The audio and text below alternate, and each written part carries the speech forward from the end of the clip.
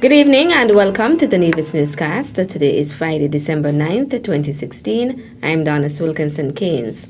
Now for the news in detail.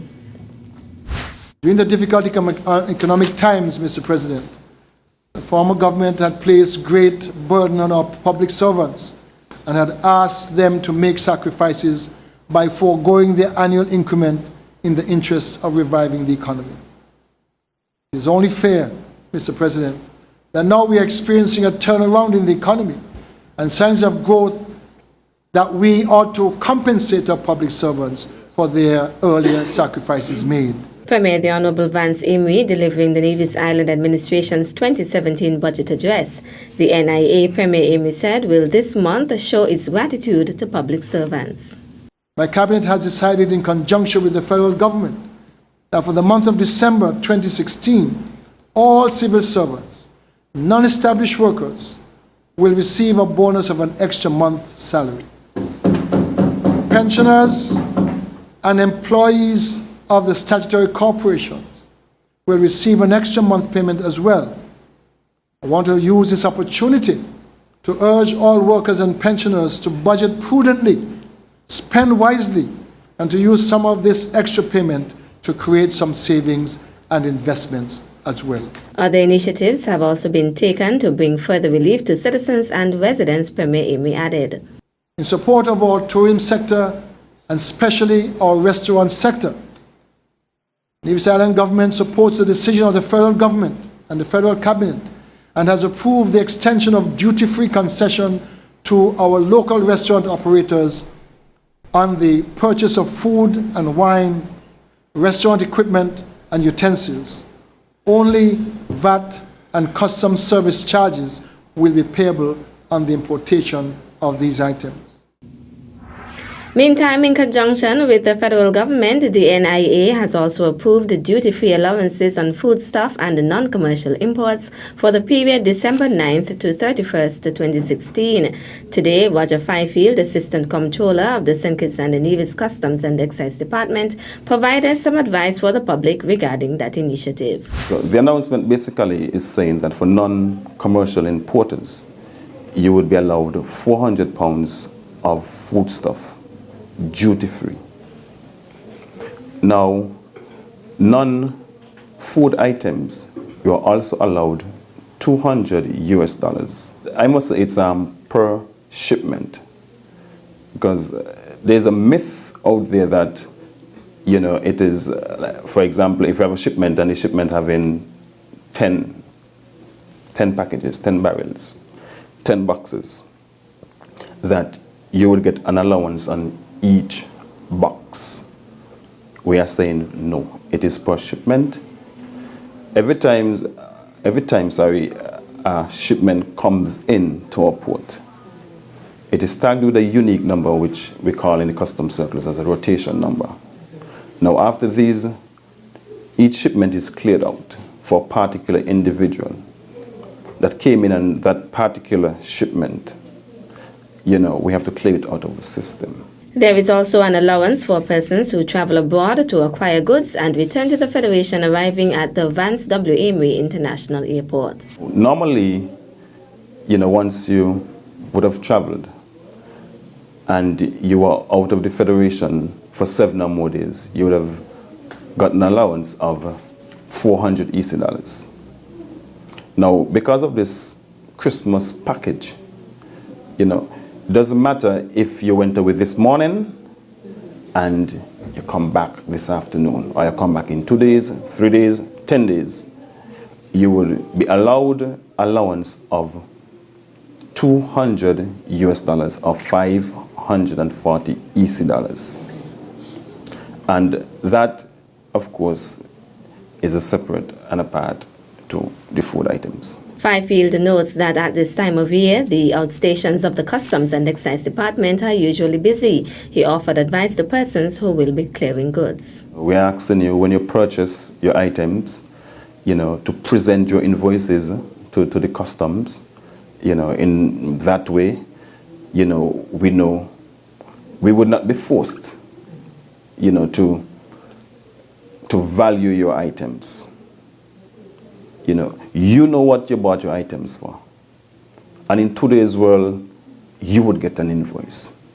We're asking you kindly to present your invoice to the customs, and we could work from there. Meantime, according to Assistant Comptroller, the Customs and Excise Department, Roger Fifield, additional security measures will be implemented at the Long Point Port during the Christmas season. So what we have thought to do in recent years is to have the area barricaded physically, and we would erect a tent on the outside. So those of you who know the port, right on the ramp on the front of the warehouse, we would erect a tent, and that designated area would be for you to wait until you are called. You will bring your documents, you will hand them to the port official, and they would locate the cargo, and when it's a convenient time for you to be checked, they would allow you to come into the warehouse, and then the customs would check your stuff. According to Fifield, no cargo will be released to any person other than the importer without proper authorization. But some persons, they are very busy, and they may have a friend, a sister, a cousin, or whomever it may be, or even a broker to clear their stuff on their behalf. What we are saying to you, the general public, is that when you are doing this, we would like you to have what we call a permission slip or authorization form. If you don't have that, you can write a letter addressed to the Deputy Comptroller of Customs, Long Point. Now, this permission slip, it would be given that person who you would want to clear your stuff, permission to clear it. Now, you also would have to present a valid ID, government issue ID, that is. Or, if you don't want to give the person your ID, you can photocopy it and give the photocopy to the person to present along with the permission slip or the letter. Okay. And then, of course, we'll verify, because then that ID should be your signature. So we would be able to match both signatures, the signature on the permission slip or the letter, to that on the ID. Okay. Does the person who is actually clearing have to have their ID as well? Of course. The permission slip is available on the website www.skncustoms.com. Still to come, Before Christmas, Charlestown will be a Wi-Fi free zone. We'll give you the details after this break. Reviving our culture, sustaining our heritage. The Gingerama Committee proudly presents the contestants for the 2016 Miss Gingerama Queen Pageant. Dorisia Libert, contestant number 1. Theola Vanterpool, your contestant number 2. Sabrina R., contestant number 3. And Zai Kelly, contestant number 4. Showtime Friday, December 16, 8 p.m. at the Gingerama Village.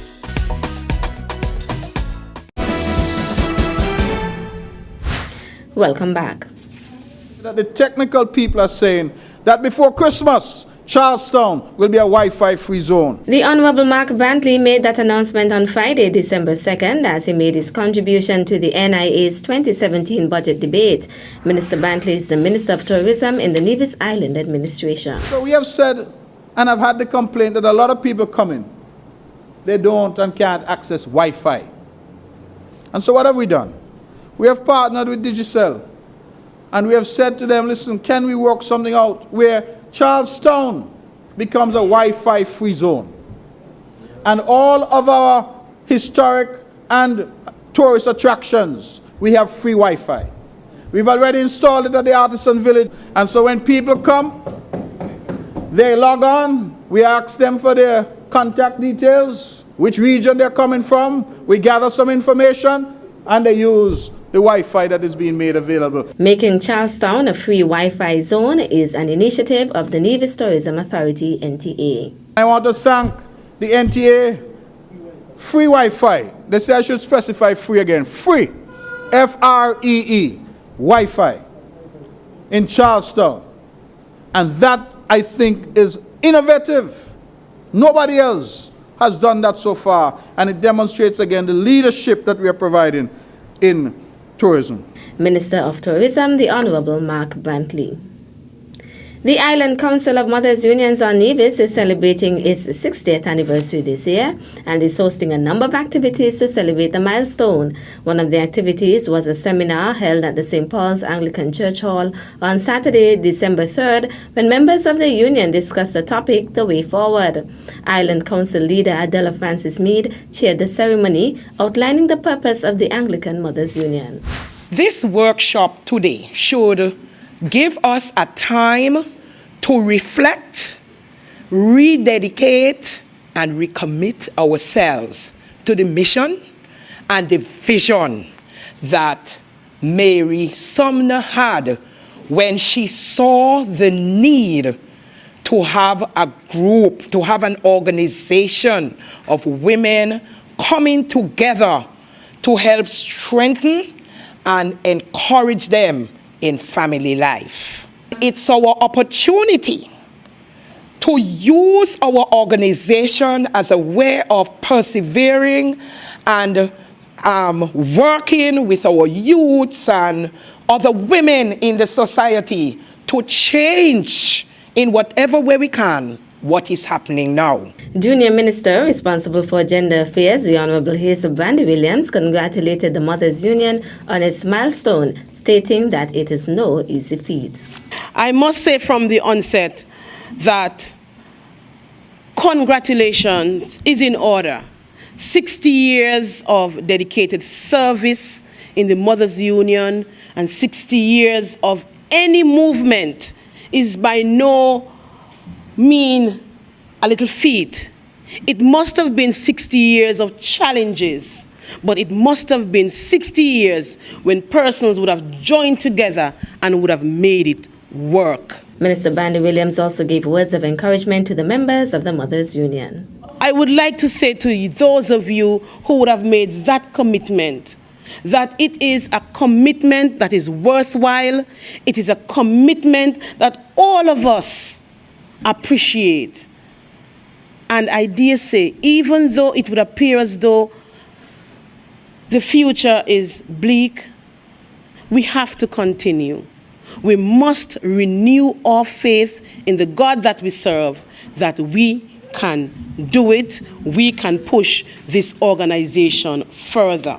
And I hope that your deliberations today will go as planned. They will be informative, and you will be as interactive as you could as you plan your way forward in continuing to grow the Mothers Union and in continuing to help build strong and healthy homes. The Island Council of Mothers Unions also held a service on Sunday, December 4th, to honor 9 of its long-serving members, and is this evening hosting a variety concert at the St. Paul's Anglican Church Hall.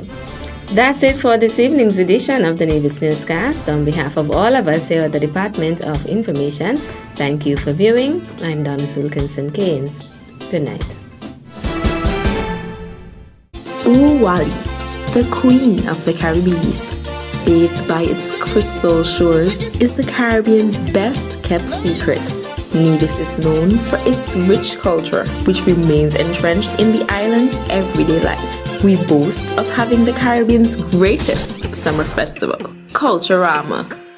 The birthplace of Alexander Hamilton, my little 36-square-mile island, is the home of the Bath Hotel, which is the first built hotel in the Caribbean. Don't forget to take a dip in the therapeutic Bath Springs. Take a few minutes to trot down to the ever-famous Sunshine's Bar and drink a world-renowned Killer Bee. Cuisine fanatics, you won't be forgotten. Our exquisite cuisines make you feel right at home. Live Nevis naturally by exploring the magnificent waterfalls and hiking to the top of our 32 Nevis Peak. Our lush vegetation and landscape deems a visit here the perfect escape. Nevis, Queen of the Caribbean. Hi, I am 19-year-old Zaria Brown. Travel with me over to our sister island St. Kitts as I represent Queen City Nevis in the Miss Caribbean Carnival Queen Pageant on December 17th. See you there.